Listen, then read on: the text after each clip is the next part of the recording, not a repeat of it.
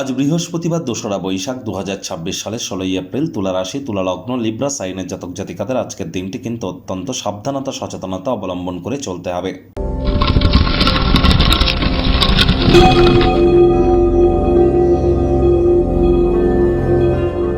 ভিডিওটির শুরুতে স্ক্রিনে আপনারা দেখতে পাচ্ছেন গুরু প্রণাম মন্ত্র। অখণ্ডমণ্ডলাকারং ব্যাপ্তং ইয়েন চরাচরম তৎপদং দর্শিতং ইয়েন তস্मै শ্রী গুরবে নমঃ। গুরু ব্রহ্মা গুরু বিষ্ণু গুরুদেব মহেশ্বর গুরু সাক্ষাৎ পরম ব্রহ্ম তস্मै শ্রী গুরবে নমঃ। এটি আপনারা আজ অবশ্যই পারলে ১০৮ বার, না পারলে অন্ততপক্ষে ৩০ বার আপনারা জপ করুন, নিজের ভাগ্যকে যদি আপনারা মহিমান্বিত করতে চান। আর যারা দীক্ষা নেননি, ইমিডিয়েট দীক্ষা নিন। আমি কিন্তু বারবার বলছি, বৃহস্পতি কিন্তু ৭.৫ বছরের জন্য অতিচারী হয়েছে।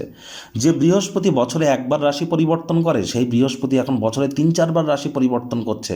ক্ষিপ্র গতিতে নিজের অরবিট বা কক্ষপথে কিন্তু পরিভ্রমণ করছেন। এ সময় তারাই প্রোটেকশন পাবেন যারা দীক্ষিত।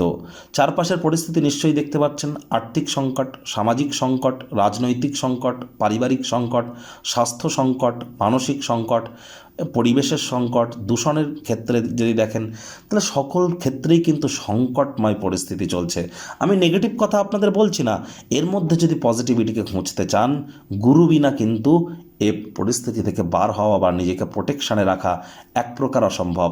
তাহলে অবশ্যই যারা দীক্ষা নেননি, ইমিডিয়েট দীক্ষা গ্রহণ করবার চেষ্টা করুন।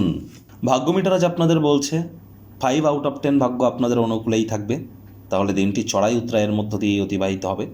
কোনো নেগেটিভ নেতিবাচক কথাবার্তা বলতে কিন্তু আমাদেরও ভালো লাগে না।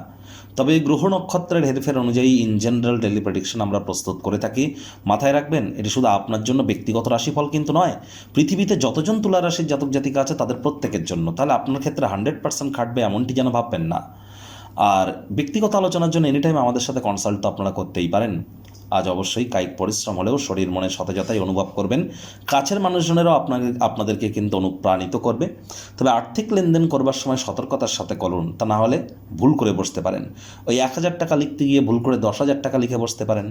আজ ব্যয়বহুল দিন, খরচ বাড়তে চলেছে। নতুন উদ্যোগ পরিকল্পনাকে পিছিয়ে দিন। কর্মক্ষেত্রে ভালো ফলাফল পাওয়ার জন্য চেষ্টা করুন কর্মপদ্ধতিতে কোনো প্রকার পরিবর্তন আনবার এবং মনোনিবেশকে আরও বৃদ্ধি করতে হবে, তা না নেতিবাচক প্রভাব পড়তেই পারে। আজ পরসমালোচনা পরচর্চা থেকে বিরত থাকুন। কম কথা বলে কাজ বেশি করুন, তবেই বসের সুনজরে পড়বেন। অবসরকালীন সময়ে ভবিষ্যৎ পরিকল্পনাগুলির পুনর্মূল্যায়ন করুন। রাজনীতিবিদ যারা আছেন, জনসংযোগ বৃদ্ধি করতে হবে। হার্ডওয়ার্ক, কঠোর কায়িক পরিশ্রমের কোনো বিকল্পই কিন্তু নেই।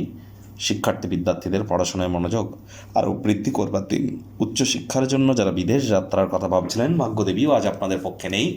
সন্তান সন্ততি থেকে থাকলে তাদের দিকে সজাগ দৃষ্টি আপনারা বজায় রাখুন।